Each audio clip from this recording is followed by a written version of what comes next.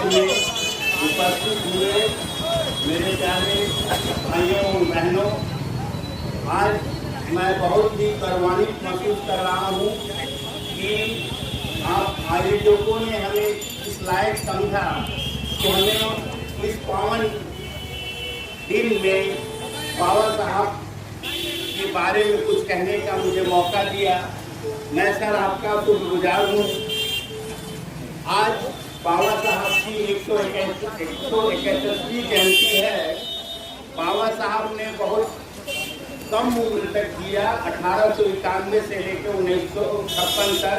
इस 65 साल की उम्र में इन्होंने जो कारनामा कर दिखाया, इन्होंने इस देश के दबे कुचले आम जन, जो शोषित थे, पीड़ित थे, जो लेबर क्लास के लोग थे, जो देश की आधी आबादी विमेंस, उनके कल्याण के लिए जो काम किया वो आज तक किसी ने नहीं कर सका।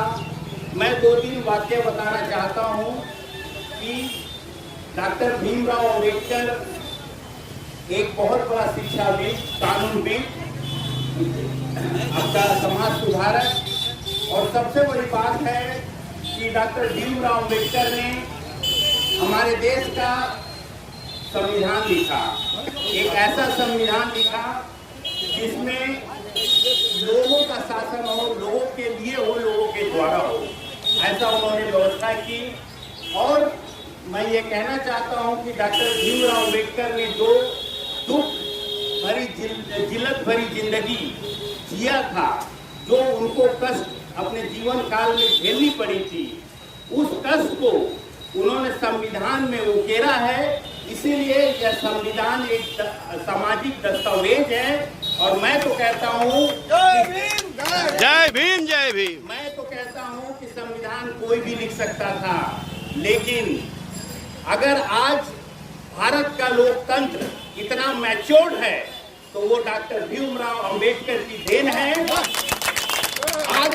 आज जो लोग कहते हैं कि सबका साथ सबका विकास, ये अंबेडकर साहब ने 1950 में परिकल्पना कर दिया था कि इस देश के लोकतंत्र को चलाना है तो किसी को पीछे नहीं छोड़ा जा सकता है।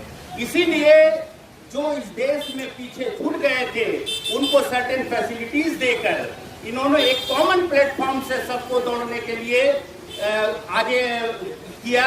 इसका मतलब जो भी इन्होंने फैसिलिटी दिया, ये वक्त की डिमांड थी। वक्त की डिमांड के अनुसार इन्होंने संवैधानिक व्यवस्था की, जिसके कारण आज हर आदमी आगे बढ़ रहा है, इस देश के तरक्की में अपना योगदान दे रहा है। मैं बाबा साहब का जन्म जयंती है, इसलिए मैं उनके बारे में पर्सनल कुछ बातें करना चाहता हूँ। मैं ये कहना चाहता हूँ कि उनके उत्कृष्ट किए गए कार्य के फलस्वरूप सन 1990 में उन्हें भारत रत्न का पुरस्कार दिया गया। और मैं ये कहना चाहता हूँ कि 2004 में ये आपका कोलंबिया यूनिवर्सिटी ने 100 महान लोगों का एक लिस्ट बनाया था पूरे वर्ल्ड के, और उस 100 महान लोगों में आपको सुन के आश्चर्य होगा कि डॉक्टर भीमराव अंबेडकर का नाम प्रथम स्थान पर था। बाबा साहब हमारे अमर है।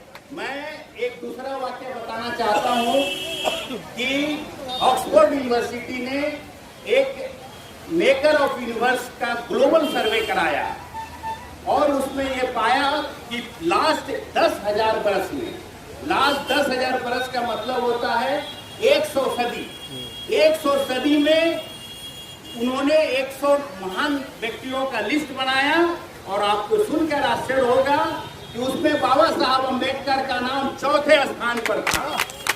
इसलिए डॉक्टर अंबेडकर एक महामानव थे, एक महापुरुष थे। और ये महापुरुष कैसे थे, जो ये रिसर्च के अनुसार मैं साबित कर दिया कि एक महामानव थे, महापुरुष थे।